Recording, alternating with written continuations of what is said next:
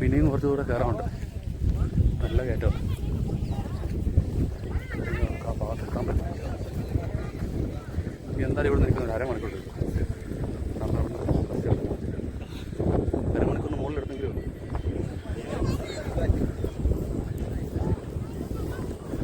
ഓരോ മല കാണുമ്പോൾ ഇതായിട്ടിപ്പോൾ ഇതാക്കും. പക്ഷേ ഇനി കിടക്കുന്നേ ഒന്നുമായിട്ട്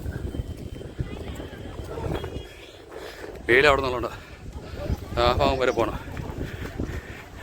വീഡിയോയിൽ എത്രമാത്രം ഉണ്ടാവും നമുക്ക് പറയാൻ പറ്റില്ല. പക്ഷെ നേരിട്ടൊന്നും പോലും അറിയത്തുള്ളൂ ഈ കയറ്റം. നമസ്കാരം, എല്ലാവർക്കും പുതിയൊരു വീഡിയോയിലേക്ക് സ്വാഗതം. അപ്പോൾ ഞാനുള്ളത് ഇടുക്കി ജില്ലയിലെ കുമളിയിലാണ്. വർഷത്തിൽ ഒരിക്കൽ മാത്രം തുറക്കുന്ന മംഗളാദേവി ക്ഷേത്രത്തിലേക്ക് പോകാൻ വേണ്ടിയാണ് ഞാൻ കുമളിയിലെത്തിയത്. കുമളിയിൽ നിന്ന് ഏകദേശം 14 കിലോമീറ്ററോളം ദൂരമുണ്ട്. കുടുംബമാനത്തോട് യാത്ര ചെയ്ത് വേണം നമ്മൾ ഈ ഒരു ക്ഷേത്രത്തിലെത്താൻ.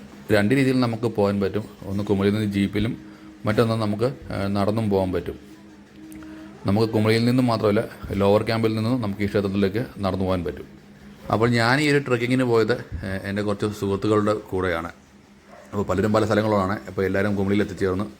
അപ്പോൾ ഞങ്ങൾ ഒരുമിച്ചാണ് ഇവിടുന്ന് ട്രെക്കിങ്ങിനായിട്ട് പോയത്.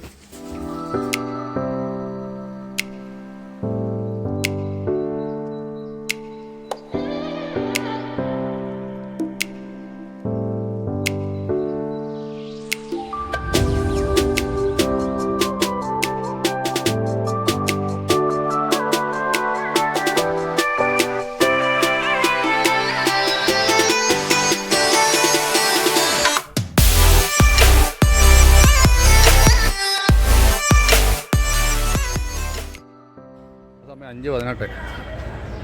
ഇപ്പോൾ ഓപ്പൺ ആയിട്ടുണ്ട്. ജീപ്പ് പോകുമ്പോൾ അത്യാവശ്യം നല്ല തിരക്കുമുണ്ട്.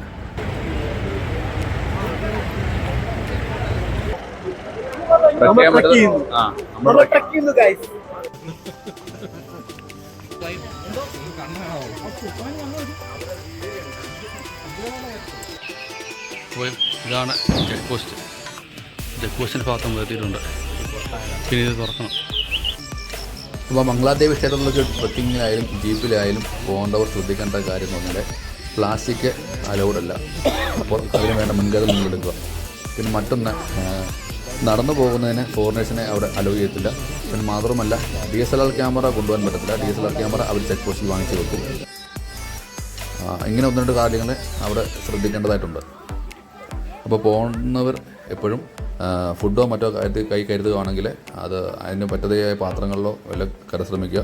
പ്ലാസ്റ്റിക് അവർ കരുതില്ല. അത് ഏത് പ്ലാസ്റ്റിക് ആയാലും അവരതവിടെ വാങ്ങിച്ചു വെക്കും. ബിസ്ക്കറ്റ് കൊണ്ടുപോയാൽ പോലും ബിസ്ക്കറ്റ് കവർ പൊട്ടിച്ചിട്ട് അവർ നമുക്കൊരു പേപ്പറിനകത്തോ അല്ലെങ്കിൽ ഒരു പേപ്പർ ബാഗുണ്ട്, ആ ബാഗിൽ നമുക്കത് തന്നു വിടും. അപ്പോൾ ഇതൊക്കെ ശ്രദ്ധിക്കുക.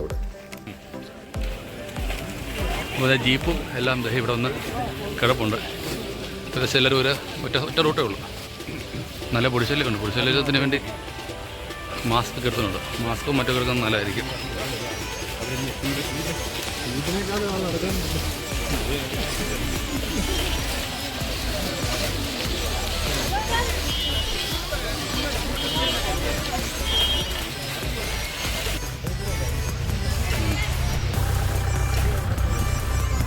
ഒരു ചെക്ക് പോസ്റ്റിൽ കാണുന്നു. ഒന്നിനെ കാണുന്നില്ലേ?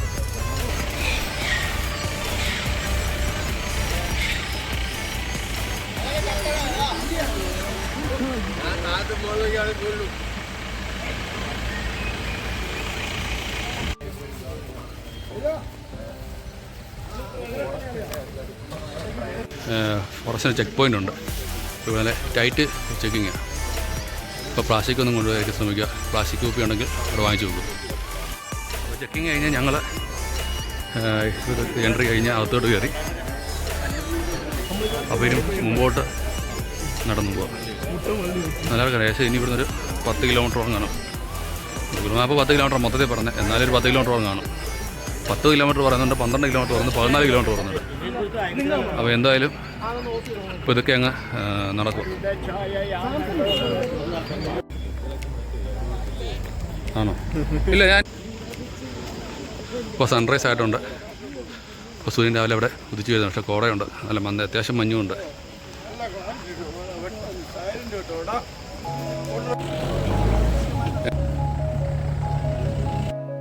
അപ്പോൾ നമ്മുടെ വീഡിയോ കാണുന്നവർ ശ്രദ്ധിക്കുക, വീഡിയോ ഇഷ്ടപ്പെട്ടാൽ ഒന്ന് ലൈക്ക് ചെയ്യണേ. പിന്നെ നിങ്ങൾക്ക് ഇതിനെപ്പറ്റി അറിയാവുന്ന കാര്യങ്ങളുണ്ടെങ്കിൽ വീഡിയോയ്ക്ക് ഒന്ന് താഴെ കമൻറ്റ് ചെയ്യുക. പിന്നെ നമ്മുടെ ചാനൽ ഇതുവരെ സബ്സ്ക്രൈബ് ചെയ്യാത്തവരൊന്ന് സബ്സ്ക്രൈബ് ചെയ്യുക, കൂടെ ഷെയർ ചെയ്ത് കൊടുക്കണേ.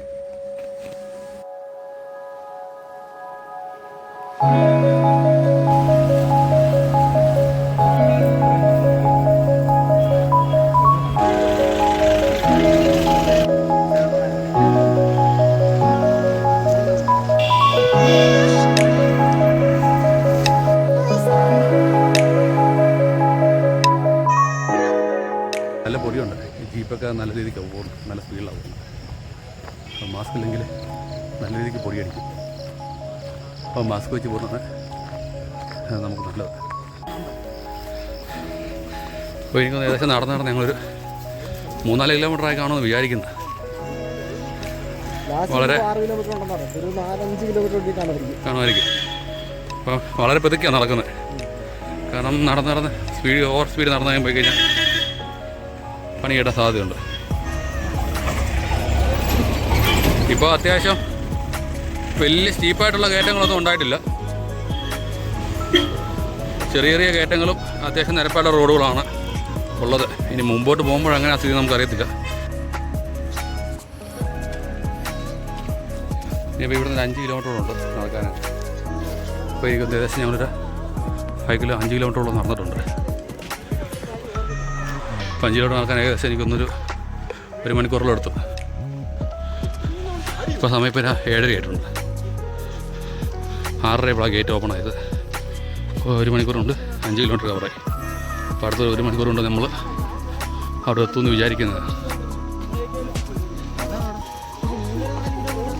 ചേട്ടാ പറിക്ക് കളയല്ലേ, ഉപ്പോ അല്ലെങ്കിൽ സാനിറ്റൈസർ അടിച്ചാൽ മതി.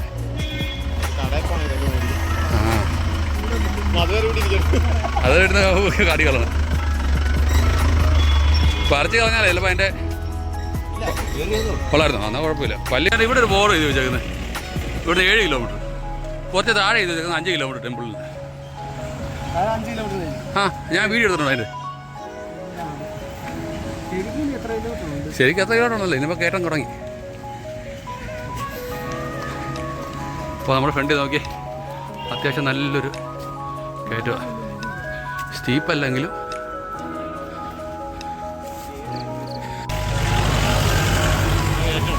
ആ നല്ല കയറ്റം.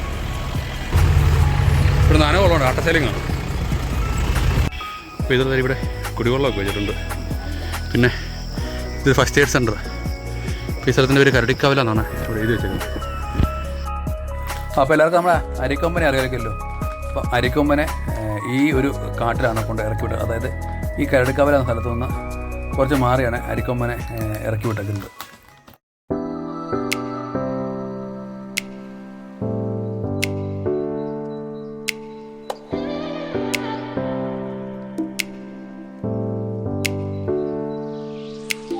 അവിടെ ആ മല കണ്ടത് തന്നെ ശരിക്കും ആ കാണുന്ന അവിടെ ടവറൊക്കെ കാണും. അപ്പോൾ ആ ഭാഗത്താണ് തോന്നുന്നത്. അവിടെയാണ് പറഞ്ഞത്. അത് ആ ഒരു പോയിന്റ് പറയുന്നത് അതാണ് തോന്നുന്നത്.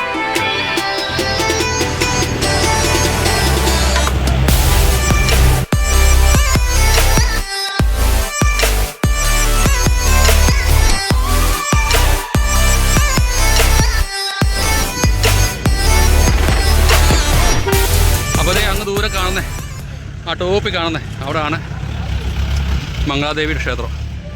അപ്പോൾ അതേ നല്ല തിരക്കുണ്ട്, ആൾക്കാരൊക്കെ അതോടെ കയറുന്നുണ്ട്. അപ്പോൾ ജീപ്പ് ഏകദേശം ആ ഭാഗത്തൊരു ജീപ്പ് പോകുമെന്ന് തോന്നുന്നു. ബാക്കി നമ്മൾ നടന്നു തന്നെ പോകണം.